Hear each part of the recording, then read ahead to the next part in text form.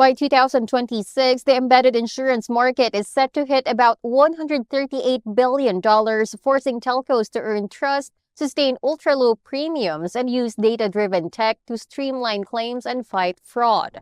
To discuss its impact, we are joined by Ronak Mehta of Igloo. So Ronak, let's go straight to it. What will it take for users to trust and buy insurance inside a telco app? I think most importantly, when you think of trust, people trust services and products that they are aware of. And if that goes hand in hand with the counterparty that they are dealing with, if that happens to be a credible source, then it's a match made in heaven, right? In our case, partnering with Telkomsel, that happens to be Indonesia's biggest telco, to a certain extent solves the trust aspect of insurance, right? People look at any product or service that comes from one of the world's biggest telcos as something that would be quite reputable, and that could be trusted. On the buying side, what we have tried to do is, as you can understand, that in the digital space, the more steps you put in, conversion tends to drop, right? Is the zero click mentality, the law of zero click mentality, where every added step leads to a 20% drop in conversion, if I'm not wrong. How we have tried to solve for that is by enabling that the products are offered when a Telkomsel subscriber is undertaking a transaction, which could be a data top up, which could be any other transaction they carry out on that app. But with premiums this low, how do you keep the model sustainable while controlling claims and fraud? The first one is the anti-selection.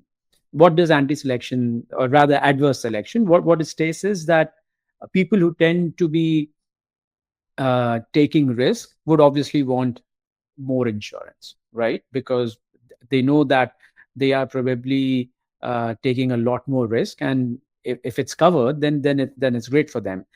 In order to solve for that, what we do is that we are offering it to the entire transaction base of Telkomsel. To give you a perspective, we are looking at targeting close to 100 million transactions a month, where these insurance products would be offered. So in a way, this helps in keeping the coefficient of adverse selection down.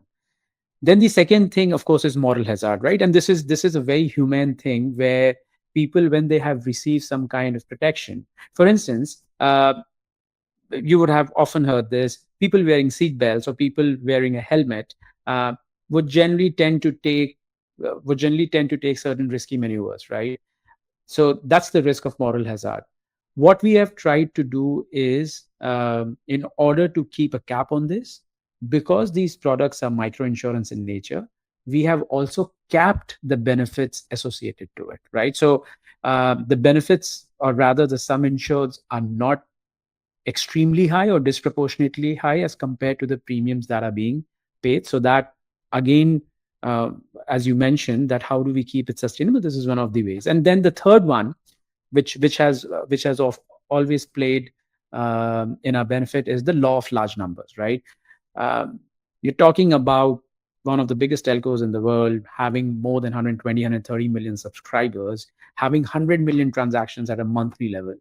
Now, when you are operating at such a massive scale, the overall risk coefficient of the transaction goes down significantly, right? But then at the same time, we have invested massively in terms of AI in order to underwrite the products, because some of the cost heads, if you think from an insurance perspective, goes into underwriting, goes into the operations that are associated with claims. What we have tried to do is we have brought it all on a digital tech stack, which massively gives us a lot of operational leverage as compared to a traditional insurance company, which might be using a lot of human in the loop sort of a setup. Now that you've mentioned AI and the other ways to safeguard this, which ones would you say are essential to protect users and keep claims fast and simple? I think the most important one is, first and foremost, is the personal data protection, right? Which I believe is in today's world a very important aspect, and that's something that both Telkomsel and Igloo have worked extensively on.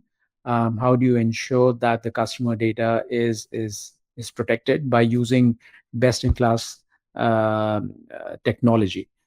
Coming on the claim side of things, right? What we have tried to do is that most of our products, almost all the products today, the claims management in a way is 24/7, 365 days. Why?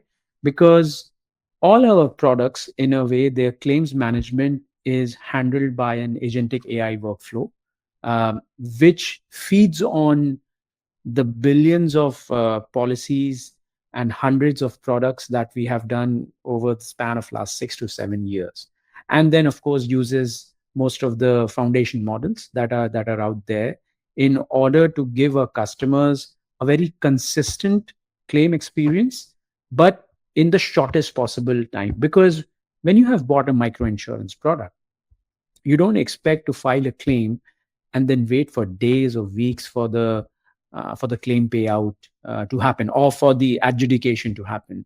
We have tried to shorten it to a few seconds to minutes, and this is not just applicable, I would say, to Telkomsel, but almost across all the partnerships that we do. Thank you so much for sharing your insights, Rana. Looking forward to having you back on the program. Thanks a lot. Thanks a lot for having me. Once again, that was Ronak Mehta, co-founder and CEO of Igloo. For more news, visit insuranceasia.com.